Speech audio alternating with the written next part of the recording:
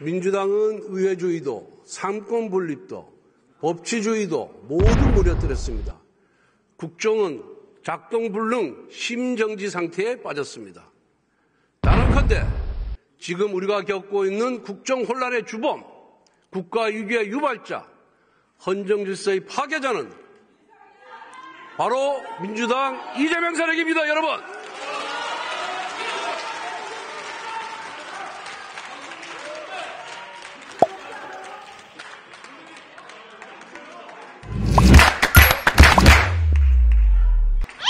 존경하는 국민 여러분, 지난 12.3 비상계엄 선포는 21세기 대한민국에서 납득할 수 없는 조치였습니다.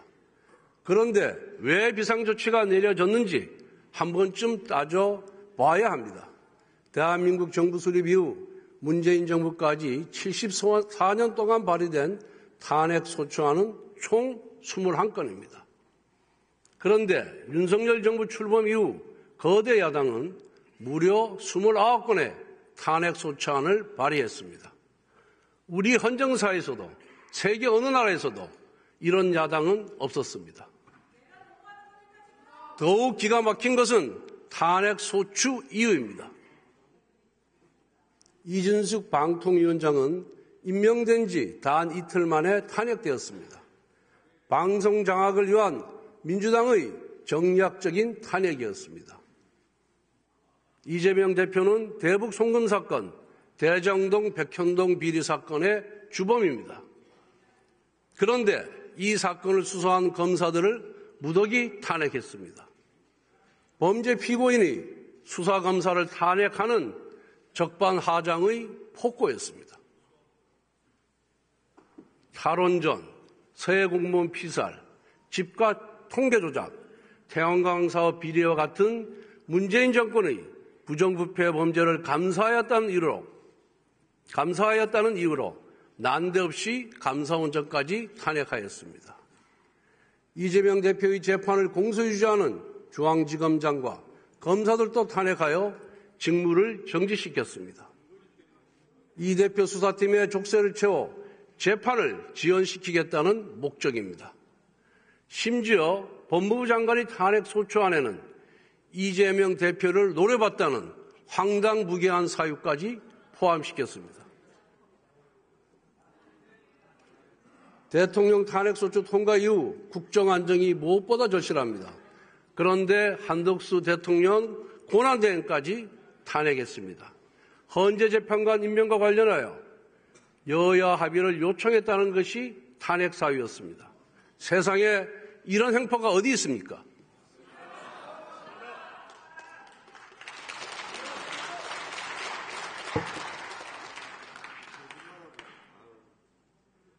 이것도 모자라서 민주당은 최상목 권한대행까지 탄핵하겠다고 시도 때도 없이 협박하고 있습니다. 여기에 더해 거대 야당은 현 정부 출범 이후 무려 23번의 특검법을 발의했습니다. 민주당이 발의한 특검법은 위헌적, 위법적 독소조항이 가득합니다. 그것도 여야 합의 없이 강행 처리하였습니다. 또한 야당은 예산 테러까지 했습니다.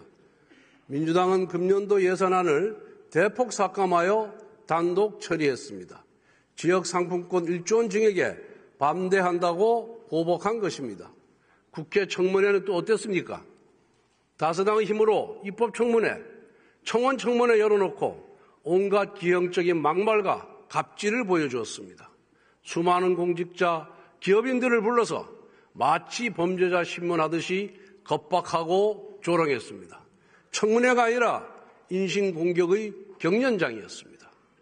지금까지 대통령과 권한대행이 행사한 제의 요구권은 총 38건입니다. 이를 두고 민주당은 독선이라고 비판합니다. 불통, 독선 이미지를 낙인 찍는 전형적인 민주당의 수법입니다. 국익을 위하는 법이라면, 여야 합의로 통과된 법이라면 정부가 왜 제2요구권을 행사합니까? 국민 여러분, 29번의 연쇄 탄핵, 23번의 특검법 발의, 38번의 제2요구권 유도, 셀 수도 없는 갑질 청문회 강행, 삭감 예산안 단독 통과, 이 모두가 대한민국 건국 이후 단 한 번도 본 적이 없는 처음 있는 일입니다. 의회 독재의 기록이자 입법 폭력의 증거이며 헌정 파괴의 실록입니다.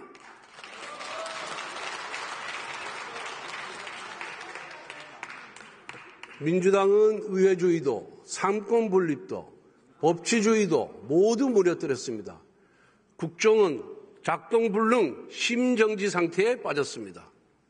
단언컨대 지금 우리가 겪고 있는 국정 혼란의 주범, 국가 위기의 유발자, 헌정 질서의 파괴자는 바로 민주당 이재명 세력입니다, 여러분.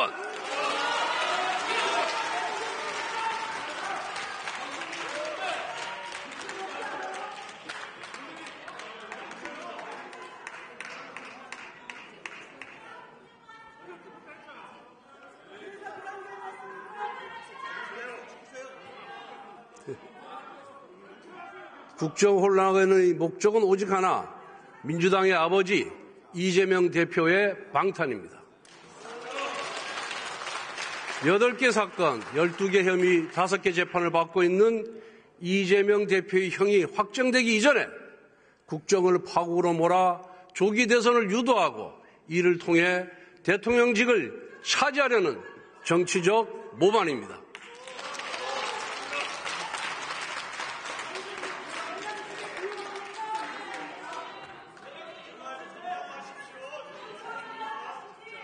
민생도 경제도 팽개치고 대표 한 사람 방탄을 위해 입법 권력을 휘두르는 개인 숭배 세력, 탄핵 특검 말고는 아무것도 할 줄 모르는 불안 조장 세력, 정치를 끝없는 갈등과 대립으로 몰아가는 국민 분열 세력, 이것이 바로 민주당의 본 모습입니다.